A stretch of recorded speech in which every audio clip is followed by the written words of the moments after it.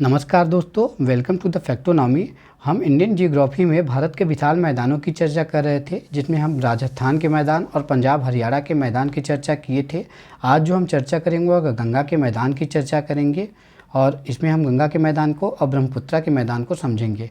तो यह विशाल मैदान देखेंगे तो भारत का सबसे बड़ा भाग है और इसका क्षेत्रफल क्या है तो 3.75 लाख वर्ग किलोमीटर इसका क्षेत्रफल है।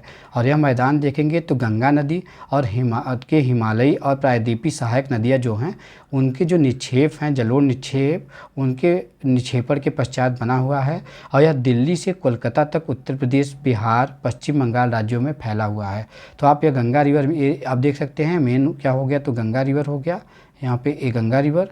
और उसके बाद फिर इसमें मुख्य रूप से आप देखेंगे तो यमुना रिवर जो इसकी मुख्य सहायक रिवर है, और उसके भी सहायक रिवर देखेंगे तो बनास, चंबल, बेतवा और तमसा और सोन हो गया। और अगर इधर देखेंगे तो घाघरा नदी, गंडक नदी, कोसी नदी और इधर भी तीस्ता नदी भी है।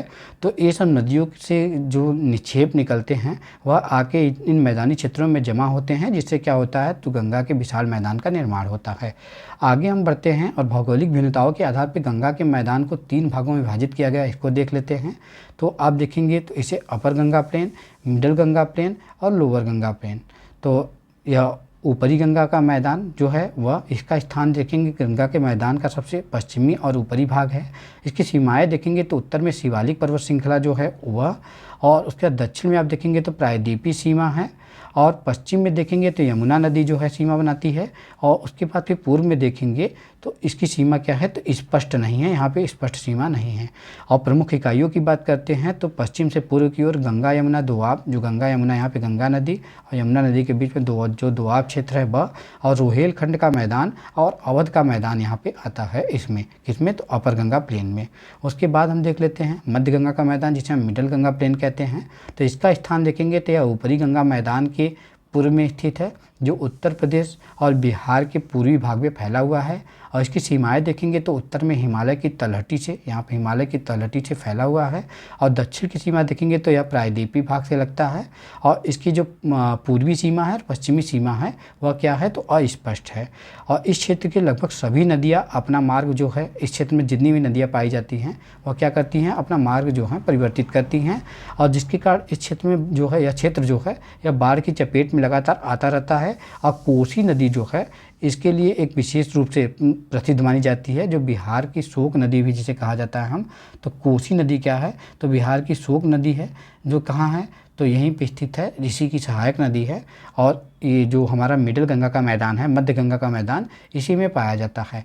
और उसके बाद इसकी प्रमुख इकाइयों की बात करते हैं तो पश्चिम से पूर्व की ओर गंगा घाघरा दोआब हो गया, घाघरा गंडक दोआब हो गया, और गंडक कोसी दोआब जो हो गया, मिथिला का मैदान जिसे हम कहते हैं वह इसमें आते हैं। और कोसी नदी बहुत प्रसिद्ध है किसके लिए तो अपने मार्ग को परिवर्तित करने के लिए, और इसे बिहार का शोक भी कहा जाता है। उसके बाद हम देख लेते हैं निचला गंगा का मैदान है। इसकी बात करें तो यह मध्य गंगा के मैदान और के पूर्व में स्थित है, जो बिहार के पूर्वी भाग और उसके बाद संपूर्ण पश्चिम बंगाल, और उसके जो बंगाल है जो यहाँ पे वेस्ट बंगाल, और उसके बाद बांग्लादेश के अधिकांश हिस्सों में यह फैला हुआ है। आप यह देखेंगे तो यह जो पश्चिम बंगाल है यह किस में आता है तो लोअर गंगा प्लेन में आता है। और ये सब जो क्षेत्र हैं किस में आते हैं, गंगा के मैदान में ही आते हैं। और सीमाएं उत्तर में दार्जिलिंग हिमालय में इधर सीमा लगता है, दार्जिलिंग जो हिमालय है उससे। और उसका फिर अगर देखेंगे पश्चिम में छोटा नागपुर पठार की जो उच्च भूमि है उससे। और उसके बाद फिर जो पूर्व है उसमें बांग्लादेश के साथ इसकी सीमा लगती है। और इस क्षेत्र की सबसे प्रमुख विशेषता क्या है तो डेल्टा का निर्माण इसमें बहुत ज़्यादा होता है, जो इस मैदान के लगभग 2/3 क्षेत्रफल में क्या है तो डेल्टा का निर्माण है। तो जो गंगा ब्रह्मपुत्र के साथ इस मैदान के तटीय भाग में विश्व भर के सबसे बड़े डेल्टा का निर्माण करते हैं। और यह डेल्टा जिसे हम गंगा ब्रह्मपुत्र डेल्टा कहा जाता है, मैंग्रोव और रॉयल बंगाल टाइगर के लिए बहुत ज़्यादा प्रसिद्ध भी हैं। उसके बाद हम देख लेते हैं ब्रह्मपुत्रा का मैदान। तो ब्रह्मपुत्रा का मैदान देखेंगे तो ब्रह्मपुत्र रिवर के और उनकी सहायक नदियों के जो निक्षेप हैं उनसे जो निक्षेपण के पश्चात जो मैदान का निर्माण हुआ है उसे हम क्या करते हैं तो ब्रह्मपुत्रा का मैदान करते हैं। और यह देश के उत्तर पूर्वी भाग में क्या है स्थित है, और इसे ब्रह्मपुत्र घाटी या असम के मैदान के रूप में भी जाना जाता है, क्योंकि यह असम में सबसे अधिक पाया जाता है। उसका हाल यहाँ पे देखेंगे तो इसे गंगा मैदान का पूर्वी विस्तार माना जाता है, लेकिन वास्तव में यह गंगा के मैदान का पूर्वी विस्तार है नहीं, यह एक अलग भौगोलिक भाग है। इसके बाद यह उत्तर में अरुणाचल प्रदेश के पूर्वी हिमालय, जो उत्तर देखेंगे तो अरुणाचल प्रदेश के पूर्वी हिमालय से, और पूर्व में देखेंगे तो पटकाई बूम और नागा पहाड़ियों से, यहाँ पे पटकाई बूम और नागा पहाड़ियों से, और दक्षिण में देखेंगे तो गारो खासी जयंतिया, यहाँ पे गारो खासी जयंतिया पहाड़ियाँ हैं। अब पश्चिम में अगर आप देखते हैं तो भारत बांग्लादेश की सीमा के निचले गंगा मैदान की सीमा से घिरा हुआ है। यहाँ पे निचले गंगा मैदान जो है उसकी सीमा से क्या है, तो यह घिरा हुआ है। अब ब्रह्मपुत्र द्वारा निर्मित माजुली द्वीप जो है, अब देखेंगे तो यहीं असम में स्थित है माजुली द्वीप, जो सबसे बड़ा नदी द्वीप है विश्व का, और ब्रह्मपुत्र घाटी अपने चाय के बागानों के लिए काफ़ी ज़्यादा प्रसिद्ध है। उसके बाद जो है हम भारत के विशाल मैदानों की भू आकृति की चर्चा करेंगे। अब इसे देखते हैं तो जो भू आकृति है, तो आप देख सकते हैं हिमालय हो गया हमारा। हिमालय जो कब कुछ नदियाँ निकलती है तो कंकड़ पत्थर अपने साथ लाती है, तो यहाँ पे भाबर वाला क्षेत्र बनाती हैं। उसके बाद पे जो महीन कण होते हैं नीचे जमा होते हैं, जहाँ काफ़ी ज़्यादा पेड़ पौधे पाए जाते हैं, तो ये तराई क्षेत्र बनाती हैं।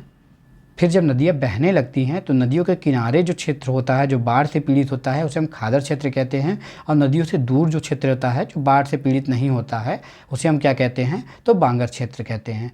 तो इसे याद करने का जो ट्रिक है, देखिए ये कौन है, तो ये बाबर हैं। तो बाबर तू भांग खा, ये भांग खाता है, तो बाबर तू भांग खा, तो बाबर से क्या हो जाएगा, तो भाबर हो जाएगा। तू से क्या हो जाएगा, तो तराई क्षेत्र हो जाएगा।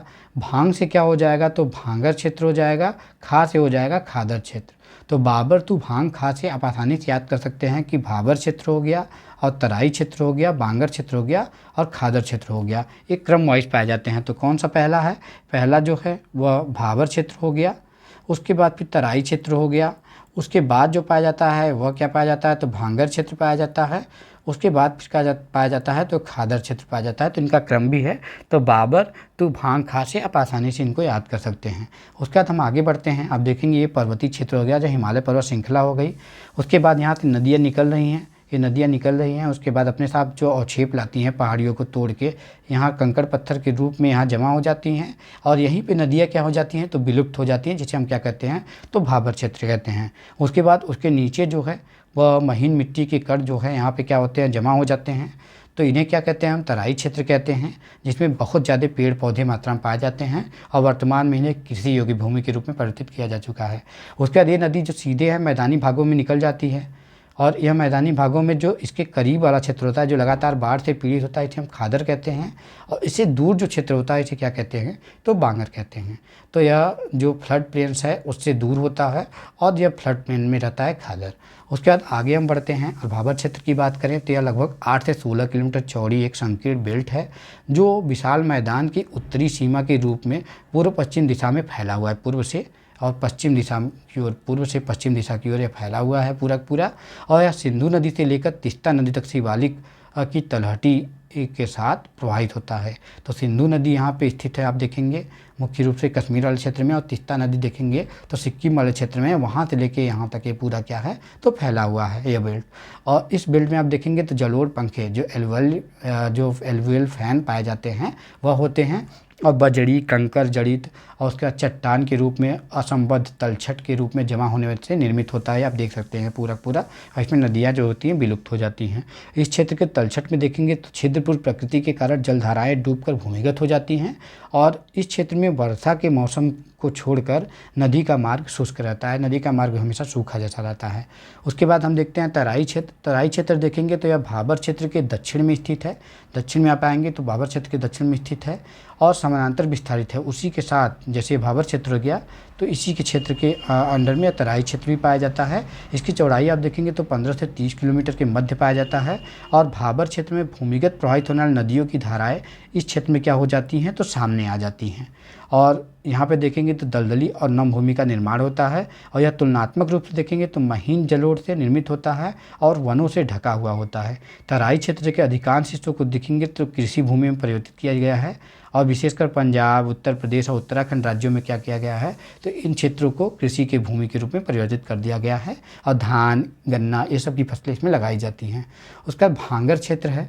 भांगर क्षेत्र आप देखेंगे तो यह बाढ़ के मैदान के ऊपर बना जलोढ़ होता है जो संदर्भित होता है, और विशाल मैदान का सबसे बड़ा भाग होता है यह भांगर क्षेत्र। उसके बाद फिर तक यह खादर क्षेत्र हो गया, और यह खादर क्षेत्र में देखेंगे तो यह पट्टी नदी के किनारों पर बाढ़ का मैदान बनाती है और नदियों द्वारा प्रत्येक वर्ष में लाया गया नया जलोढ़ इस पट्टी के किनारे निक्षेपित हो जाता है और यह जो है इस क्षेत्र को बहुत उपजाऊ बना देती है। ये जो नदी से निक्षेप होता है या उपजाऊ क्षेत्र बना देती है।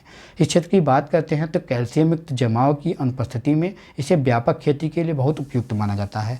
और अगर हम भांगर की बात करें तो इस क्षेत्र में मिट्टी पुराने जलोढ़ से निर्मित होती है और इसे बार बार नवीनीकृत नहीं किया जाता, इसलिए यह क्षेत्र बहुत उपजाऊ नहीं होता है। और इसमें देखेंगे तो कैल्शियम युक्त जमाव होते हैं जिन्हें स्थानीय रूप में आप देखेंगे तो कंकर के रूप में जाना जाता है। उसके बाद हम देखते हैं तो रेह या कल्लर मिट्टी होती है। इसे आप देखेंगे तो गाँव में कपड़े धोने के लिए भी प्रयोग किया जाता था इस रेह का।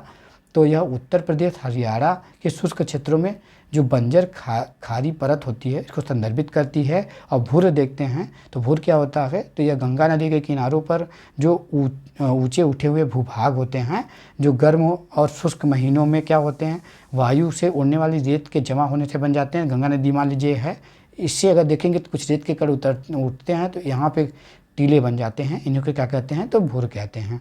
उसके बाद हम देख लेते हैं उत्तर भारत के विशाल मैदान का महत्व क्या है। तो यह विशाल मैदान देखेंगे तो देश के कुल क्षेत्रफल का 1/3 से भी कम भाग में विस्तारित है, लेकिन आबादी देखेंगे तो लगभग 40% आबादी यहीं पे निवास करती है। और इन मैदानी इलाकों की समतल और उपजाऊ जलोढ़ मृदा बड़े जो मिट्टी है वह बड़े पैमाने पर कृषि गतिविधियों को जो है संभव बनाती है। यही कारण है कि उत्तर का जो मैदान है उसे राष्ट्र का अन्न भंडार कहा जाता है। इसे उत्तर के मैदान को क्या कहा जाता है तो अन्न भंडार कहा जाता है।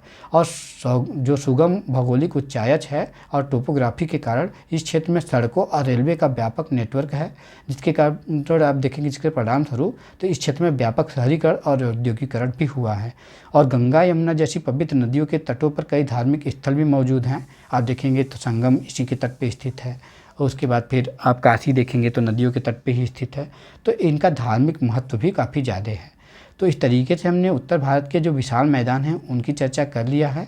आगे जो हम चर्चा करेंगे वो प्लेटू की चर्चा करेंगे, जो पठार है उसकी चर्चा करेंगे।